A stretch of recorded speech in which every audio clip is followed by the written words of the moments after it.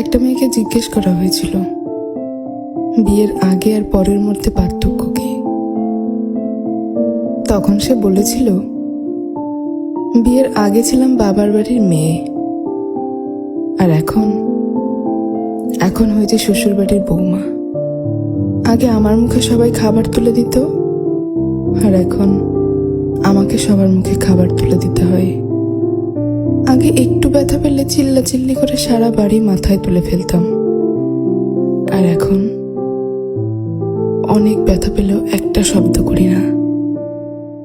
আগে হাসার জন্য মা বকতো, আর এখন কাঁদতে গেলেও ভয় হয়।